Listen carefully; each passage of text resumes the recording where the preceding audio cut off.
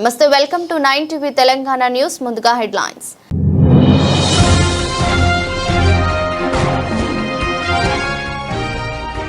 రైతులను ఆదుకోవడానికి ఎరువుల దిగుమతికి 1.71 లక్ష కోట్ల బడ్జెట్ కేటాయించాం. లోక్సభలో స్పష్టం చేసిన ఆర్థిక మంత్రి.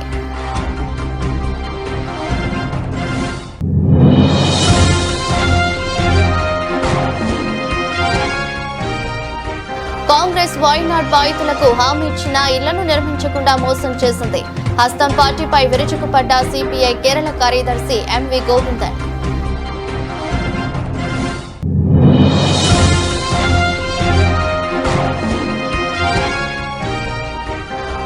ప్రత్యేక మహిళా వ్యవస్థాపకుల ఉత్పత్తి మార్కెటింగ్ పథకానికి నిధులు సమకూర్చాం. ప్రకటించిన సీఎం యోగి ఆదిత్యనాథ్.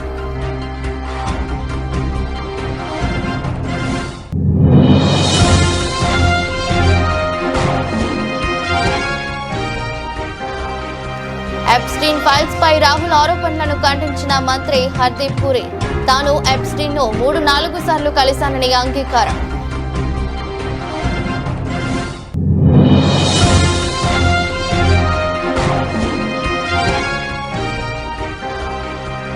జీహెచ్ఎంసీ విభజన చట్ట విరుద్ధం. కాంగ్రెస్ ప్రభుత్వంపై మండిపడ్డ కేంద్ర మంత్రి కిషన్ రెడ్డి.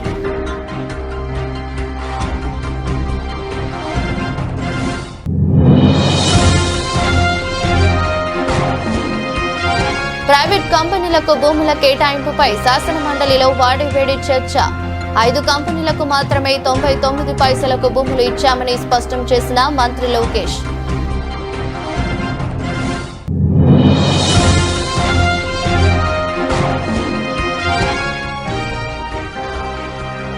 మిర్చౌక్ లో హైదరాబాద్ పోలీసుల కార్డన్ సెర్చ్.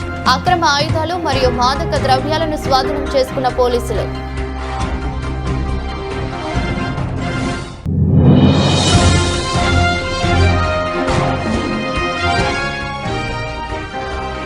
మాజీ మంత్రులు ఎమ్మెల్యేల ఇళ్లపై దాడులు చేయడం దుర్మార్గం. మాజీ మంత్రి పెద్దిరెడ్డి రామచంద్రారెడ్డి ఆగ్రహం.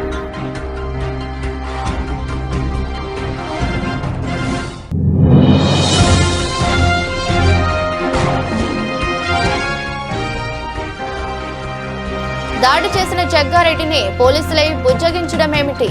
ఆగ్రహం వ్యక్తం చేసిన ఆర్ఎస్ ప్రవీణ్ కుమార్.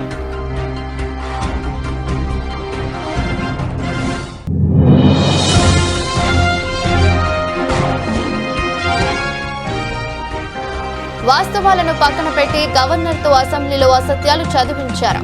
కూటమి ప్రభుత్వంపై ఎమ్మెల్సీ కల్పలతారెడ్డి విమర్శలు.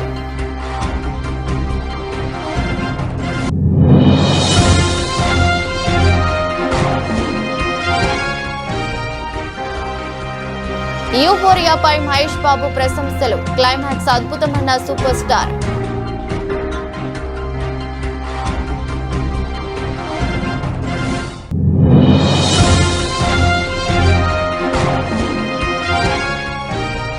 ఏషియన్ షూటింగ్ ఛాంపియన్షిప్ లో కొనసాగుతున్న భారత షూటర్ల పతక జోరు. పురుషుల 25 మీటర్ల ర్యాపిడ్ ఫైర్ ఫైనల్లో అనీష్ బన్వాలకు కాంస్య. యువత కోసం కొత్త పథకాలు లేవని ప్రతిపక్షాలు చేస్తున్న ఆరోపణలను ఆర్థిక మంత్రి నిర్మలా సీతారామన్ తోసిపుచ్చారు. దేశంలో 5 ప్రాంతీయ వైద్య కేంద్రాలు వైద్య పర్యాటకాన్ని ప్రోత్సహించబోతున్నాయని ఆర్థిక మంత్రి లోక్సభకు తెలిపారు. దేశంలో ఎరువుల కొరత లేదని, రైతులను ఆదుకోవడానికి ఎరువుల దిగుమతికి 1.71 లక్షల కోట్ల బడ్జెట్ కేటాయించినట్లు లోక్సభలో ఆర్థిక మంత్రి తెలిపారు. मैडम, बहुत सारे लोग युवाओं के लिए बात किए और ये विषय था कि कुछ ऐसे नया पॉलिसी नए ले आ रहे जिससे युवा के लिए रोजगार मिले और उनको कैसे क्या स्कीम्स के द्वारा अटेंड कर रहे. मैं स्पष्टता से कहना चाहती हूं, जैसे मैंने पहले ही बताया, 5 regional medical hubs medical tourism को बढ़ावा देगा. उसके साथ साथ 1 lakh opportunities in the next 5 years उस एक स्कीम के द्वारा होने वाले हैं. एलाइड हेल्थ प्रोफेशनल्स के उस बड़ा स्कीम के द्वारा. फिर 5 new industrial to textile sector to leather sector major parks जो बना रहे हैं, उसमें भी हम मानते हैं नया उद्योग और जॉब्स होने का संभावना क्लियरली दिखता है।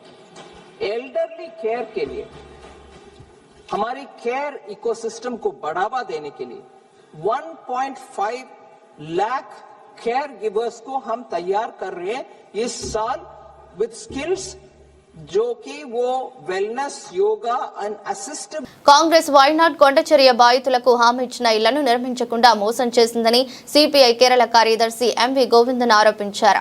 ఈ విషయమై మీడియాతో మాట్లాడుతూ వైనాడ్ బాధితులకు తక్షణ నష్టపరిహారం చెల్లించాలని డిమాండ్ చేశారు. ഈ ചൂരൽമല മുണ്ടക്കൈ ദുരന്തത്തിൽപ്പെട്ടവർക്ക് വീട് നൽകുമെന്ന് പറഞ്ഞ് 1.5 വർഷമായിട്ടും അതിന്റെ ഒരു കല്ല് പോലും ഇടാതെ പറ്റിച്ച ശേഷം മാധ്യമങ്ങൾക്ക് മുന്നിൽ വന്നു എവിടെയാണ് വൈകിയത് എന്ന ചോദ്യം പ്രതിപക്ഷ നേതാവ് ചോദിക്കുകയാണ്. അങ്ങനെ ചോദിക്കാൻ ചില്ലറ തുലിക്കട്ടിയൊന്നും പോരാ. കാരണം പണം ഇവർ പിരിച്ചിട്ടുണ്ടെന്നാണ് പറയുന്നത്. എത്രയാണ് പിരിച്ചതെന്നുള്ള വിവരമില്ല.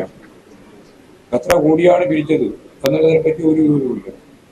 ഇപ്പോൾ ഡിവൈഎഫ്ഐ പിരിച്ച് അവർ പറഞ്ഞു ഞങ്ങൾ വീട് കൊടുക്കുന്നു. അത് 20 കോടിയാണ് കൊടുക്കുന്നത്. 20 കോടി അവർ പിരിക്കാനല്ല ഇത്. അവർ ഈ പാഴ്വസ്തുക്കൾ ശേഖരിച്ചു, അതുപോലെ തന്നെ അധ്വാനം നിർവഹിച്ചു. അങ്ങനെ അവർ കേരളത്തിൽ നടത്തിയ ഒരു വർക്കിന്റെ ഭാഗമായിട്ടാണ് അവർ 20 കോടി ഉറുപ്പിക കൊടുത്തത്.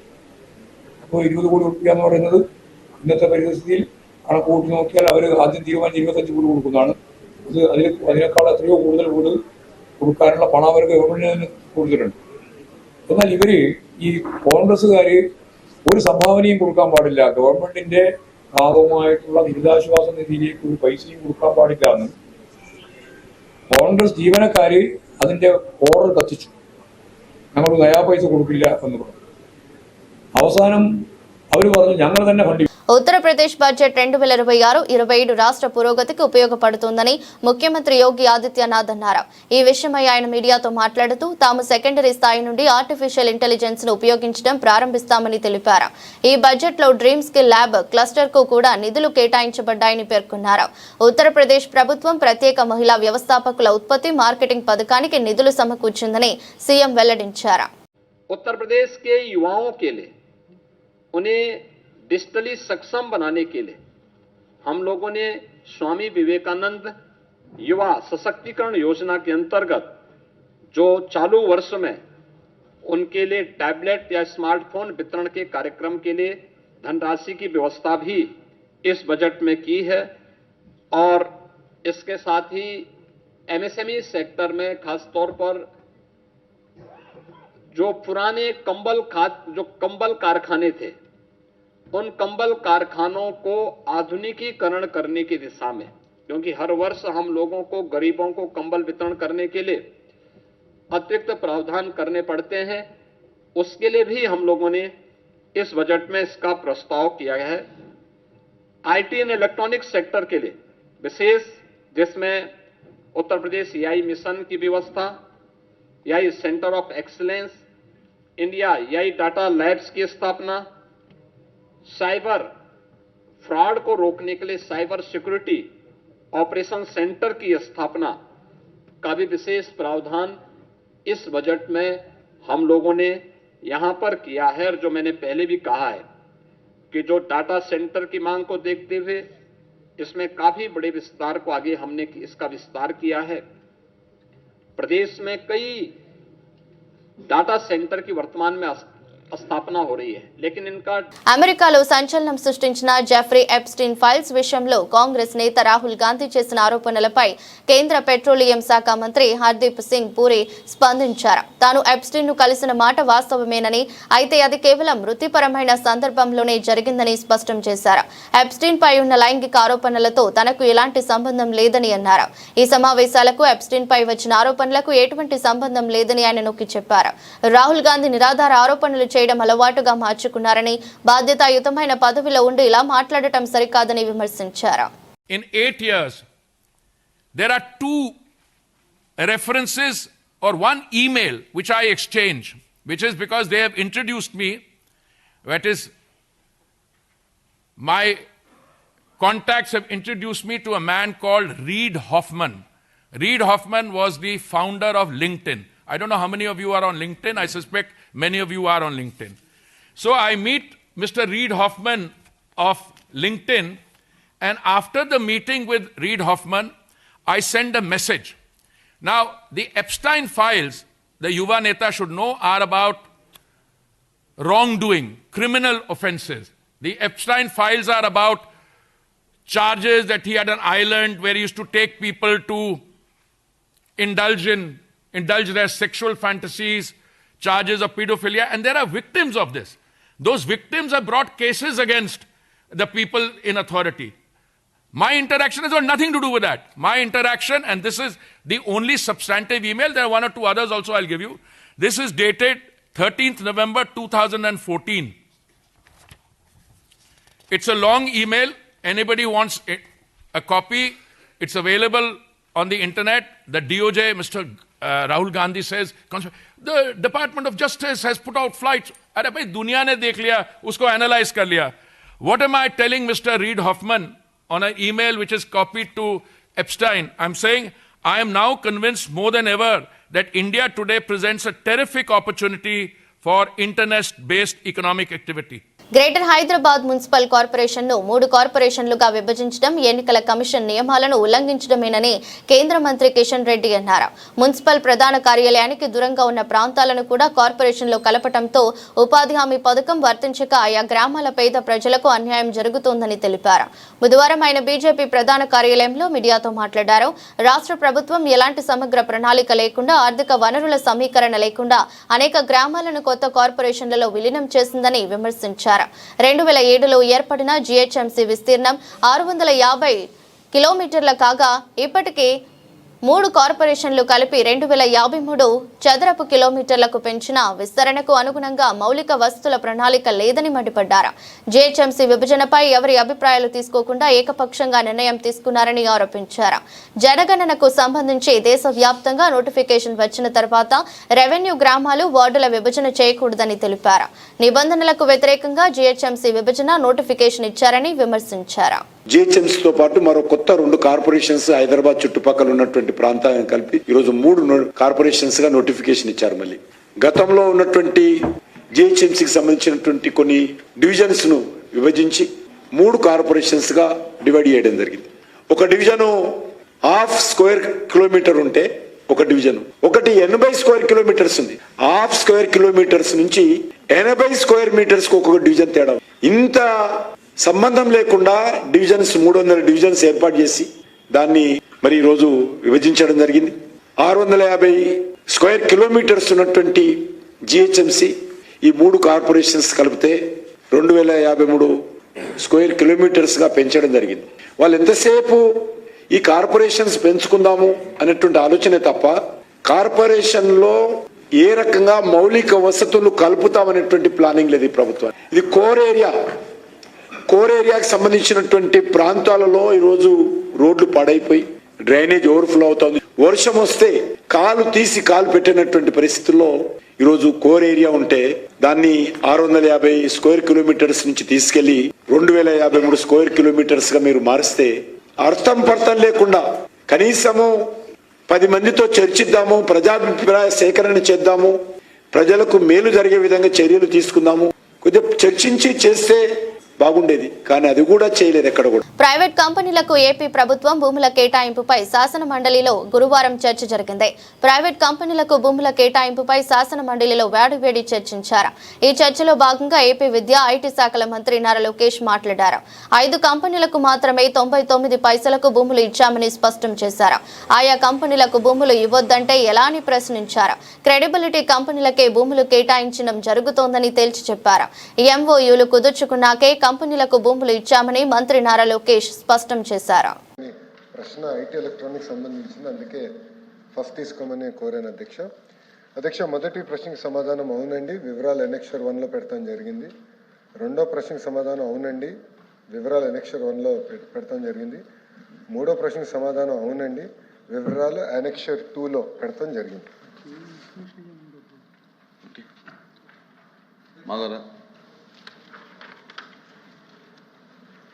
గత 20 నెలల కాలంలో 99 పైసల చొప్పున పరిశ్రమలు, వాణిజ్య సంస్థలు మరియు ఇతర సంస్థలకు కేటాయించిన భూముల వివరాలు అడిగాను అధ్యక్ష.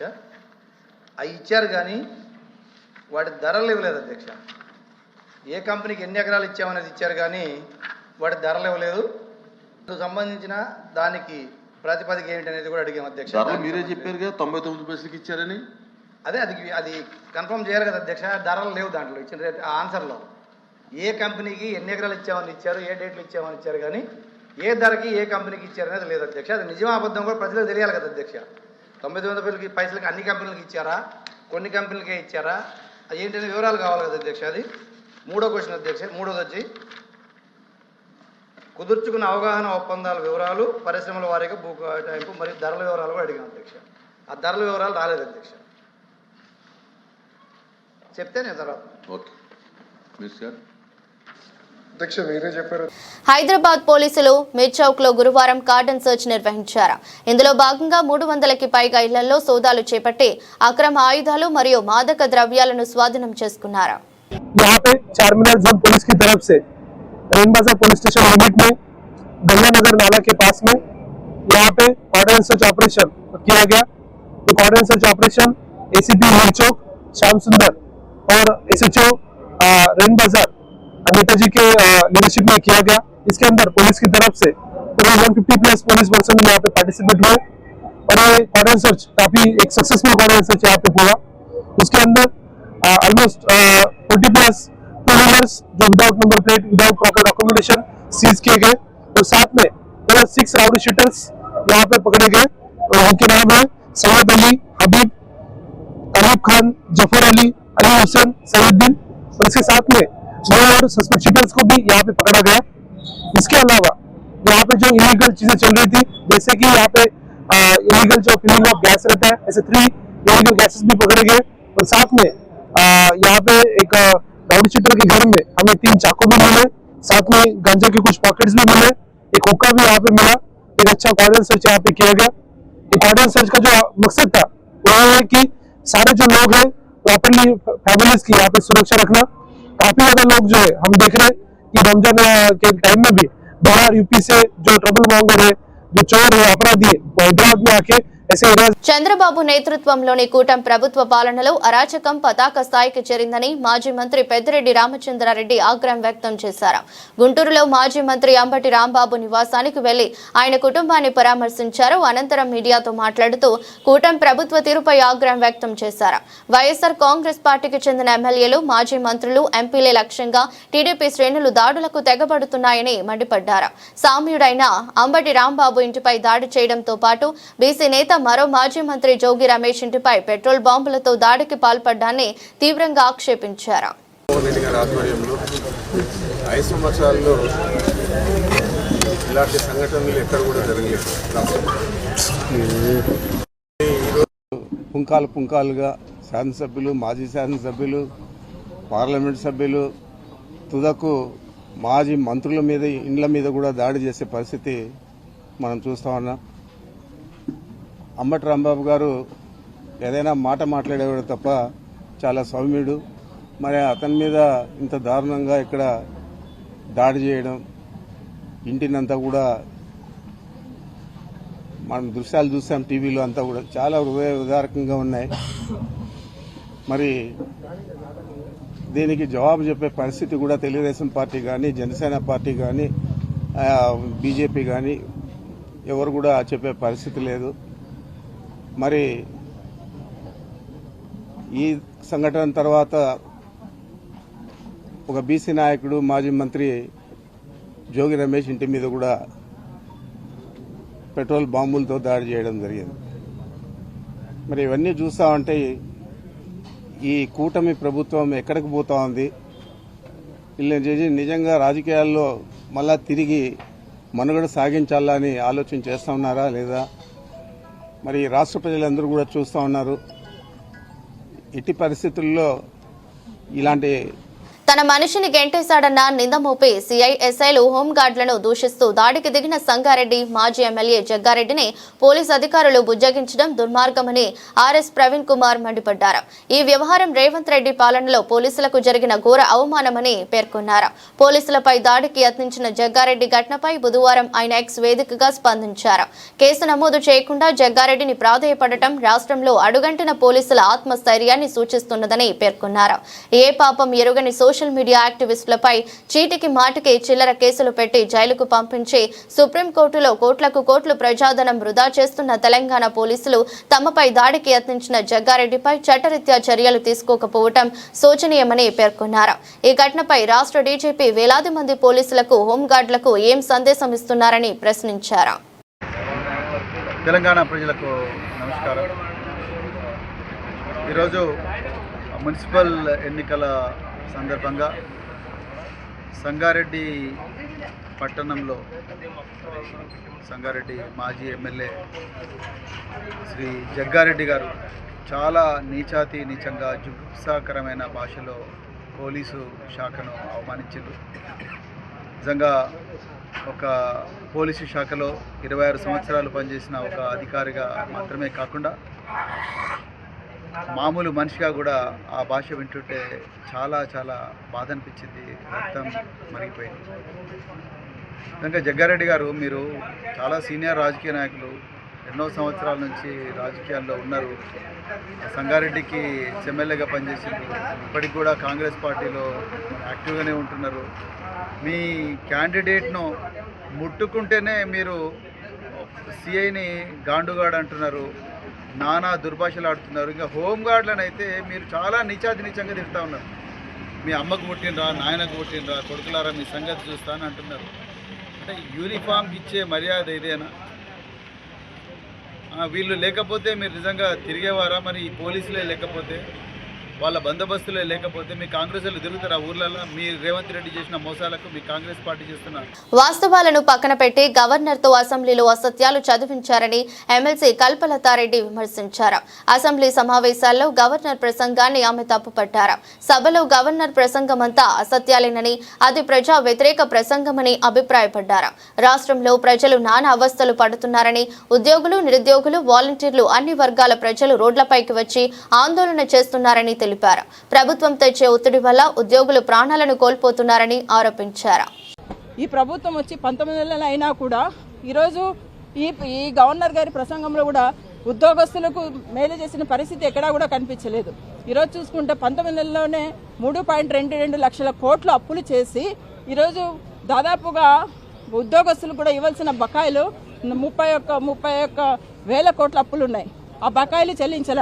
అనేకమైన ఈ ప్రభుత్వం వచ్చిన తర్వాత ఆ రోజు వాలంటీర్లు కూడా ఏం చెప్పారు, మేము అధికారంలోకి వచ్చిన వెంటనే 10,000 ఇస్తామని మభ్య పెట్టి మాయ చేసి వాళ్ళ వాలంటీర్లకు మభ్య మాటలు చెప్పడం జరిగింది. ఈరోజు వాళ్ళ అధికారంలోకి వస్తేనే అసలు వాలంటీర్లను పట్టించుకునే పరిస్థితే లేదు.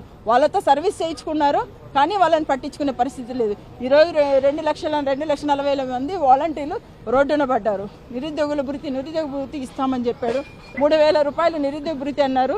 నిరుద్యోగ భృతి లేక ఈరోజు వాళ్ళు నిరుద్యోగులు కూడా రోడ్ల మీదకి వచ్చారు. మా జాబ్ క్యాలెండర్ జనవరిలోని జాబ్ క్యాలెండర్ అన్నారు. జాబ్ క్యాలెండర్ ఇచ్చే పరిస్థితి లేదు. అంటే ఇలాగ అనేకమైన అలివిగాని హామీలన్నీ ఇచ్చి ఈ ప్రభుత్వం అధికారంలోకి రావడం జరిగింది. వచ్చిన వెంటనే కూడా సూపర్ 6 అన్నారు. వాటిలో 3 మాత్రమే ఇచ్చారు. 3 కూడా అర్రకొర ఇవ్వడం జరిగింది. సూపర్ స్టార్ మహేష్ బాబు దర్శకుడు గుణశేఖర్ తెరకెక్కించిన తాజా చిత్రం యూఫోరియాపై ప్రశంసల వర్షం కురిపించారు. ఈ సినిమాను వీక్షించిన ఆయన తన అధికారిక ఎక్స్ ఖాతా ద్వారా చిత్ర బృందానికి అభినందనలు తెలిపారు. ప్రస్తుతం ఈ పోస్ట్ సోషల్ మీడియాలో వైరల్ అవుతోంది. గుణశేఖర్ కథలను చెప్పే విధానంలో ఒక ప్రత్యేకమైన శైలి ఉంటుంది. సినిమాను నేను బాగా ఆస్వాదించాను. ముఖ్యంగా క్లైమాక్స్ అద్భుతంగా ఉంది. ఇది తప్పక చూడాల్సిన సినిమా అని మహేష్ తన పోస్ట్ లో పేర్కొన్నారు. దర్శకుడు గుణశేఖర్ తో పాటు నటి భూమిక చావ్లా, నిర్మాతలు నీలిమా గుణ, యుక్త గుణ, సంగీత దర్శకుడు కాలభైరవ, నటి సారా అర్జున్ సహా మొత్తం చిత్ర బృందానికి ఆయన శుభాకాంక్షలు తెలిపారు.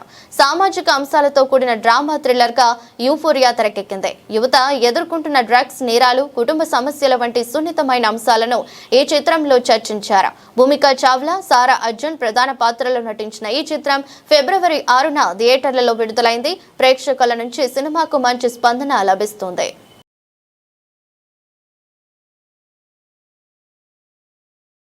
ఏషియన్ షూటింగ్ ఛాంపియన్షిప్ లో భారత షూటర్ల పతక జోరు కొనసాగుతుంది. పురుషుల 25 మీటర్ల ర్యాపిడ్ ఫైర్ ఫైనల్లో యువ షూటర్ అనీస్ బన్వాలా కాంస్య పతకంతో మెరిశాడు. ఆఖరి వరకు హోరాహోరీగా సాగిన పోరులో అనీష్ 23 పాయింట్లతో 3వ స్థానంలో నిలవగా యూషియోకా దాయ్ చిరుయుకెన్ నిఖిత వరుసగా స్వర్ణ రజక పతకాలు కైవసం చేసుకున్నారు. ఇదే విభాగంలో ఆదర్శ్ సింగ్ 6వ స్థానంలో నిలిచి నిరాశపరిచాడు. అనీష్ ఆదర్శ్ సింగ్ పాయింట్లతో ఫైనల్ పోరుకు అర్హత సాధించగా 4వ సిరీస్ తర్వాత ఆదర్శ్ ఎలిమినేట్ అయ్యాడు. మరోవైపు 50 మీటర్ల జూనియర్ రైఫిల్ ఈవెంట్లో అద్రియాన్ కర్మాకర్, రోహిత్ కన్యాన్, హేమంత్ బర్మన్ తో కూడిన త్రయం ఫైనల్లో నిలిచింది. పురుషుల జూనియర్ 25 మీటర్ల ర్యాపిడ్ ఫైర్ పిస్టల్ కేటగిరీలో సూరజ్ శర్మ, ముఖేష్ నేలవల్లి వరుసగా రజత, కాంస్య పతకాలు ఖాతాలో వేసుకున్నారు. ఓవరాల్ గా భారత్ ప్రస్తుతం 41 స్వర్ణాలు, 19 రజతాలు, 15 కాంస్య పతకాలతో కొనసాగుతుంది.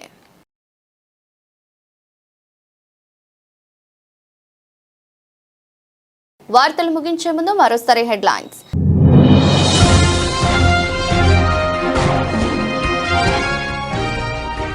రైతులను ఆదుకోవడానికి ఎరువుల దిగుమతికి 1.71 లక్ష కోట్ల బడ్జెట్ కేటాయించాం.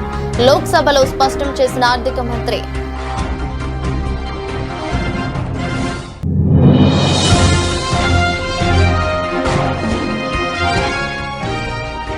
కాంగ్రెస్ వాయునాడ్ బాధితులకు హామీ ఇచ్చిన ఇళ్లను నిర్మించకుండా మోసం చేసింది. హస్తం పార్టీపై విరుచుకుపడ్డ సిపిఐ కేరళ కార్యదర్శి ఎంవి గోవిందన్.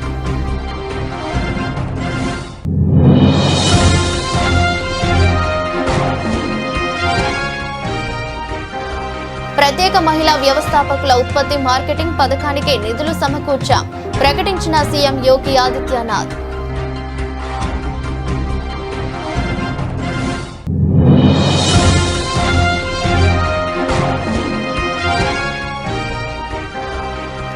ఎప్స్టీన్ ఫైల్స్ పై రాహుల్ ఆరోపణలను ఖండించిన మంత్రి హర్దీప్ పురి.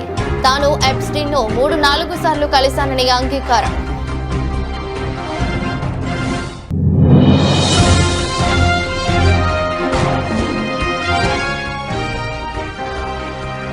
జీహెచ్ఎంసీ విభజన చట్ట విరుద్ధం. కాంగ్రెస్ ప్రభుత్వంపై మండిపడ్డ కేంద్ర మంత్రి కిషన్ రెడ్డి.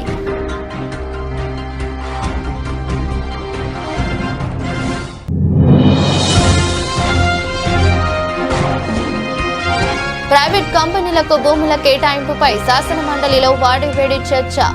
5 కంపెనీలకు మాత్రమే 99 పైసలకు భూములు ఇచ్చామని స్పష్టం చేసిన మంత్రి లోకేష్.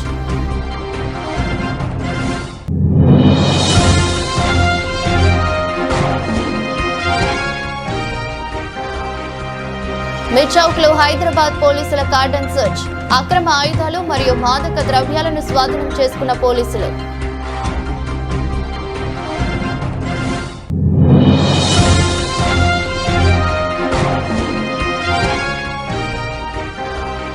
మాజీ మంత్రులు, ఎమ్మెల్యేల ఇళ్లపై దాడులు చేయడం దుర్మార్గం. మాజీ మంత్రి పెద్దిరెడ్డి రామచంద్రారెడ్డి ఆగ్రహం.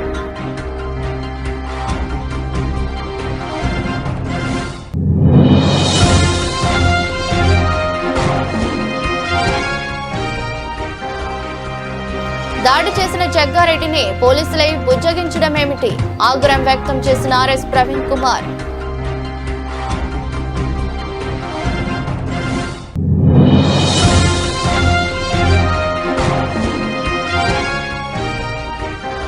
వాస్తవాలను పక్కన పెట్టి గవర్నర్తో అసెంబ్లీలో అసత్యాలు చదివించారు. కూటమి ప్రభుత్వంపై ఎమ్మెల్సీ కల్పలతారెడ్డి విమర్శలు.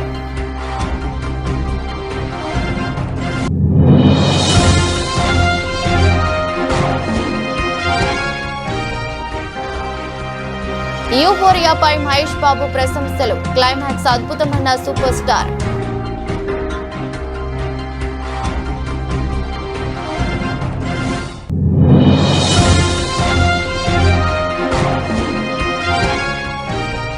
ఏషియన్ షూటింగ్ ఛాంపియన్షిప్ లో కొనసాగుతున్న భారత షూటర్ల పతక జోరు. పురుషుల 25 మీటర్ల ర్యాపిడ్ ఫైర్ ఫైనల్లో అనీష్ బన్వాలకు కాంస్య. ఇది రోజు బులెటిన్. మరో బులెటిన్లో మళ్ళీ కలుద్దాం. అంతవరకు సెలవు. నమస్కారం.